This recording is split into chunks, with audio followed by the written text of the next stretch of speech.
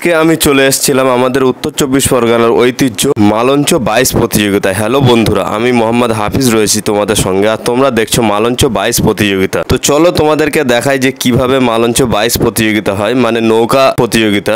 বিকালবেলা আজকে খবর পেলাম হঠাৎ করে যে মালঞ্চে আজকে 22 প্রতিযোগিতা আছে। ছোটবেলায় এই দিনটা আমরা মানে প্রচুর এনজয় করতাম। ছোটবেলায় যখন 22 প্রতিযোগিতা হতো তো আমরা মানে সেই 3 দিন আগে থেকে সব আনন্দ করতাম যে কবে এই দিনটা আসবে আর কবে মালঞ্চ যাব আমরা 22 প্রতিযোগিতা দেখার জন্য। আর তখন তো গিয়ে আমরা 22 প্রতিযোগিতা দেখতেই পেতাম না, মানুষের এত ভিড়, এত সমাগম হতো এখানে, মানে হাজার হাজার মানুষ দেখতে আসতো। তো আমরা ছোট ছিলাম, আমরা ওই জায়গায় পৌঁছতেই পারতাম না। ওই জায়গায় যাওয়ার জন্য কত মানুষের ধাক্কা খেতাম, কত কি হতো। তারপরে যখন ফাইনালি একটু হয়তো কেউ কোলে তুলে নিত আর একটু হয়তো দেখতে পেতাম। কিন্তু এখন যখন বড় হয়েছি আমরা, এখন আমরা নিজেরাই লোকেদেরকে ধাক্কা দিয়ে আমরা আগে চলে যাই। তো এখন আগে চলেও যাচ্ছি আর তোমাদেরকেও দেখাতে পাচ্ছি যে মালঞ্চ কিভাবে 22 প্রতিযোগিতা হয়। দেখো এখানে যে নৌকাগুলো আছে, এখানে এই নৌকাগুলো শুধু 22 প্রতিযোগিতা করছে তা না, কিছু কিছু নৌকা আছে দেখো ওরা খালি দেখার জন্যই নৌকা ভাড়া করে ওখানে না, ওই যে ছোট ছোট অনেকগুলো যে হাল টানছে লোকেরা, ওটা হচ্ছে মেন প্রতিযোগিতার নৌকা।